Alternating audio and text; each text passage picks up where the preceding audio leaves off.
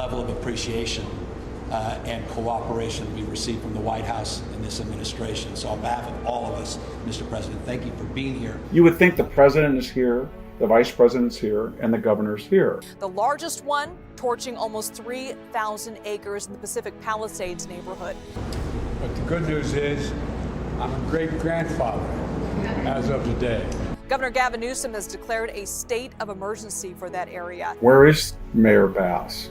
Well, is she right on the front lines? Is she out there like Ron DeSantis with flames behind her and she's trying to order? No, she's on a junket to Africa to the inauguration of the president of Ghana. Is this some kind of and stay DI? silent. Do you owe citizens an apology for being absent while their homes were burning?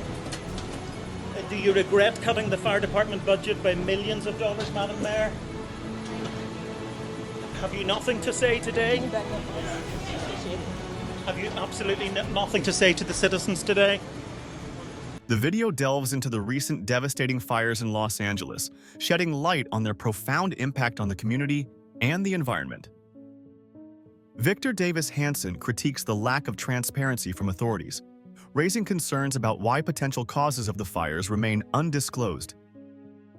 The discussion explores key factors tied to the disaster, including water management challenges, the insurance crisis, and the role of climate change in framing the narrative. Hanson questions the media's coverage, pointing to a perceived hesitance to investigate human factors. Political implications are also addressed, with the fires framed as a consequence of broader policy decisions affecting infrastructure and disaster preparedness. Why would you go all the way to Africa at a time when you were told that the Santa Ana winds are blowing? Well, maybe Joe Biden is flying out. Well, yeah, he was in Los Angeles. Had nothing to do with the fires. I returned from Los Angeles last night, and the devastation out there is catastrophic in California. He was there to put thousands of acres off use as a gift to Donald Trump. I mean, and that ironically. In other words, I'm going to try to screw up as many things as I can. I'm going out to California in case you ever want to develop rare earth metals for EV batteries or gas or oil. We're going to put it all off. So while he was there, he had to cancel that. So then he gave a news conference, and what were two things he said? My grandson's house made it, and I had a grandson, great-grandson. Sun's out here anyway. The news is, I'm a great-grandfather as of today. Granddaughter. This is so inappropriate. Baby girl, baby boy. Joe, we don't want to hear all about Hunter and Bo, with all due respect.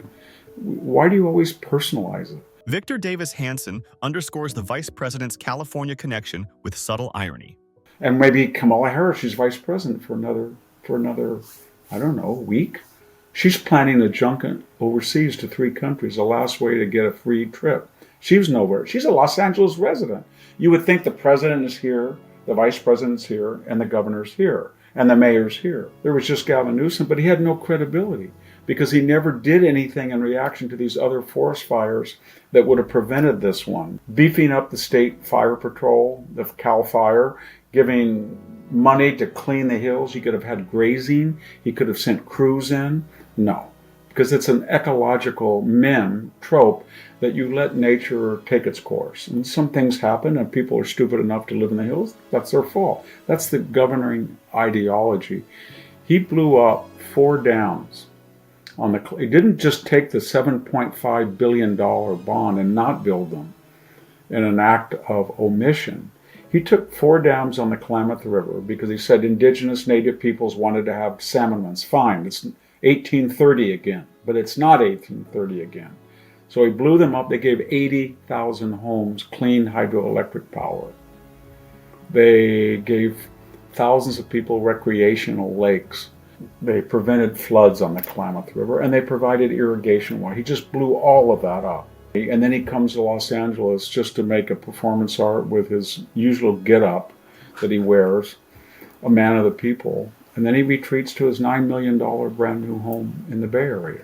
They now said the cost could be between 135 and 150 billion dollars. The estimated total I insurance say it's sad losses- because if you look at LA tonight, it's Dresden, Germany, circa, early winter 1945. It looks like an Inferno, Hamburg or Cologne in World War II, or Tokyo on March 9th, the B-29 raids.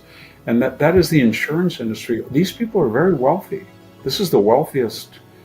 You go down the PCH and Pacific Palisades, there's a fires in downtown Santa Monica. The Bank of America building was on fire.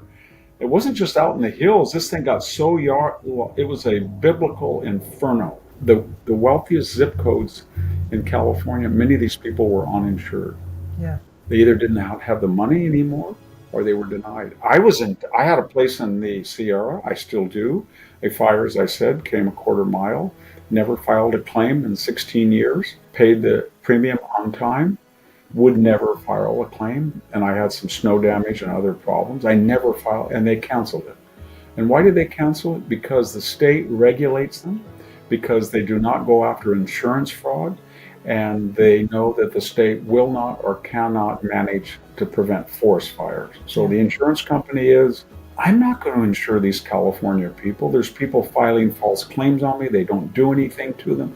I've got to comply with these crazy regulations that don't exist in any other state. And they're saying, done, I'm out. So long, wouldn't want to be you. And that's what they did. And then they get all angry. The insurance company left. They left because you're not worth it. You being us, the California. They said to us, sorry, you 40 million people are completely deranged. You've lost your minds. You're trying to go back to some kind of 1830 pristine rivers rushing down, flooding the plains, going to the ocean, no electricity, no fossil fuels, but you got 40 million people here. And it's very cruel not to provide them security against elemental and biblical fires, or not let them have enough water. Why would you do that? Mercury General, Allstate. By the way, Mercury General, they're based in Los Angeles. That's most of their business. I want to be very careful what I say because my heart goes out to those people. But those zip codes in Santa Monica, Pacific Palisades, are among the most left wing. So it was very strange to watch these different cable channels and then to see these people say, this state is awful. Karen Bass is a terrible mayor. She's junketed. And Gavin, Joe Biden, and you want to say yes, and you voted for every one of them. Elon Musk says that you're utterly incompetent. Are you considering your position? Madam Mayor, have you absolutely nothing to say to the citizens today who are dealing with this disaster? We get to the fire chief, the last Tessera in this sad mosaic. Kirsten Crowley. She's been fire chief for 2 years. What were we told? She's the first woman fire chief. That's not, I fought for greater budgets. I have a $1 billion budget. No, I'm the first woman. I am the first non-binary LBGT community, non-stop, DEI. Here's my record of putting out fires. Here's the LA fire department's new response time. We've cut back the response time by minutes. Here's what we do. Here's how many fire trucks. Nothing. It's all about, I hired, since I've come, 70% DI. That's something we should think about. Kristen Crowley's salary as the LA fire chief is over $439,000.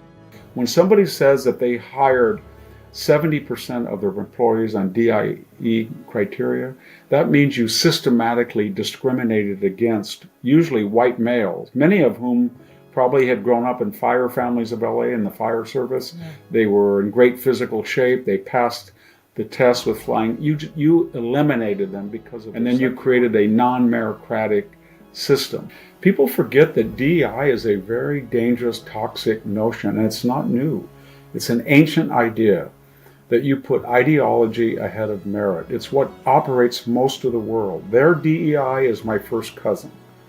We hire him because he's my first cousin. This is a new tribalism, a Soviet commissar, and it's killing the United States.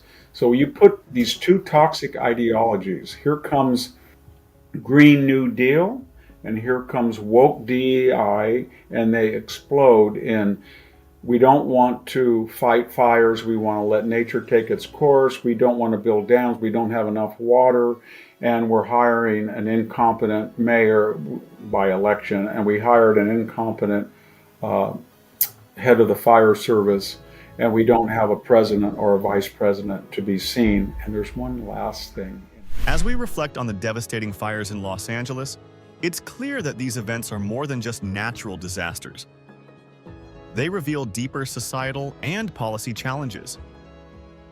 From water shortages to insurance hurdles and the broader implications of climate change, the conversation with Victor Davis Hanson sheds light on the complexities often overlooked. The lack of transparency about the fire's origins raises pressing questions, urging us all to demand accountability and solutions that prioritize both prevention and recovery. What are your thoughts on the factors contributing to these disasters? Let us know in the comments below. Thank you for watching, and if you found this video thought-provoking, don't forget to like, share, and subscribe to stay updated on discussions that matter.